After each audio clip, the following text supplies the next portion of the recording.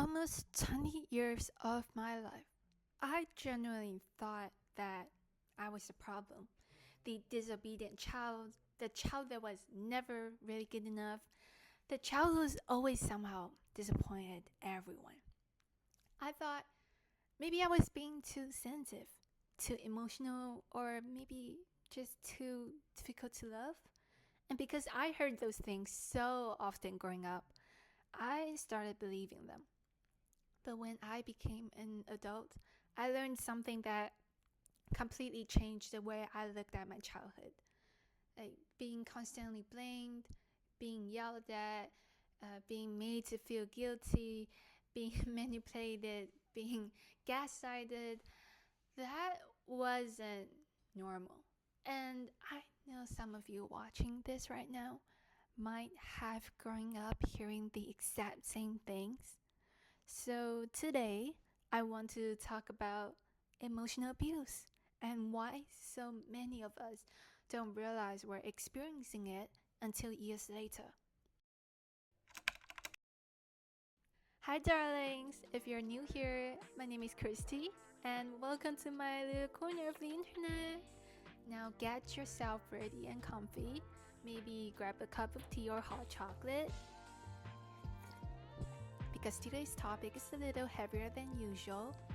And now, when people talk about childhood trauma, we usually think about things that are easier to recognize, like physical abuse, neglect, or other experiences that we often hear about online, in documentaries, or on the news. And those experiences absolutely matter. I want to make that very clear. Talking about emotional abuse doesn't make any other form of abuse less important. Pain isn't a competition. This video isn't about comparing suffering. It's simply about talking about a type of pain that often goes unnoticed, a type of pain that many people carry for years without realizing it has a name. And that name, we all know, emotional abuse. Because just because something doesn't leave visible scars doesn't mean it didn't hurt. The words, the tone, the yelling, the criticism, the guilt, the fear, and the feeling that you're never quite good enough. And that stays with you, sometimes for a very, very long time. And honestly, for most of my life, I thought that was just normal family life. Before I continue, I also want to mention something.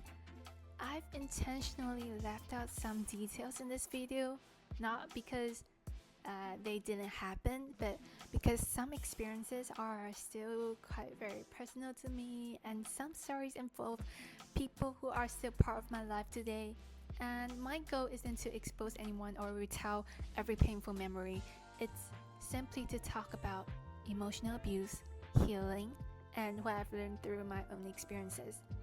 So, while I'm sharing my story honestly, I'm not sharing every single detail, and I hope that we can all understand that. Now let's go into my story. I still remember constantly feeling like I was walking on eggshells. And if you've ever experienced that feeling, you probably know exactly what I mean. I remember my mom getting angry very suddenly. I remember hearing things being thrown, yelling, arguments, chaos, and what hurt the most wasn't always the yelling itself. It was feeling like nobody was really on my side. Because whenever conflict happened, I often became the person being blamed. The difficult child, the disobedient child, the child who somehow caused the problem. And after hearing that for years, I started believing it. I genuinely thought that there was something wrong with me. I remember constantly asking myself, why can't I just be a better daughter? Or why can't I do anything right? Looking back right now, that breaks my heart a little, because no child should have to carry that kind of responsibility. Something my therapist taught me completely changed the way I understood my childhood. For a long time, I felt guilty because there were parts of my childhood that I couldn't really remember clearly. Some memories felt blurry, some details felt missing, and I kept wondering if it really affected me that much. Why can't I remember everything? But my therapist explained something that stayed with me. Sometimes our minds blur painful memories to protect ourselves. But even when memories fade, our bodies actually remember. They remember what it felt like to be scared. They remember what it felt like to, constantly be on alert. They remember what it felt like to never fully relax. And hearing that honestly felt like such a relief because even though some of my memories had faded, the impact never really did. Sometimes our minds forget, but our bodies remember. And I think one of the biggest turning points is when I started talking to my parents about what I had experienced. Not arguing, but talking, which honestly was much, much, much harder. There were misunderstandings, frustrations, tears, a lot of difficult conversations, and then one night, everything I had been carrying for years finally came out. I broke down crying completely. My entire body started shaking uncontrollably, and at the time, I didn't even understand what was happening. I just knew I couldn't keep carrying everything by myself anymore. Later, after after getting professional help, I learned that what I experienced was actually an anxiety and a panic attack. Looking back now, I think my body had been holding on to years of fear, stress, and pain, where it finally reached to a point where I couldn't really hold it in anymore. And for the very first time, I think my parents truly saw how much I had been struggling. That moment didn't magically fix everything, but it started something. A conversation, a willingness to listen, and eventually a willingness to heal. One question I kept asking myself was, If things were really hurting me, why didn't I realize it sooner? and honestly, I think the answer is simple. Because when something becomes your everyday life, you stop questioning it. You think, Maybe every family is like this. Maybe this is normal. Maybe I'm just too sensitive. Maybe I'm the problem. when you're raised inside something, it becomes your normal. And sometimes the hardest realization isn't realizing that something hurt you, it's realizing you thought the pain was supposed to be there. And I think the hardest part wasn't only what happened, it was what it did to me. I stopped trusting myself. I questioned my feelings, my reactions, my memories. I became extremely defensive during my teenage years. Sometimes aggressive, not because I wanted to hurt anyone, but because I spent so much of my life trying to protect myself.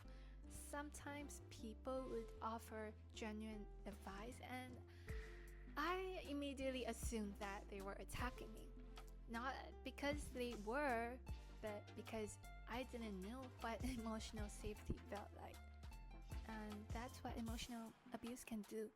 It doesn't hurt you in the moment. Sometimes it changes how you see yourself and how you move through the world.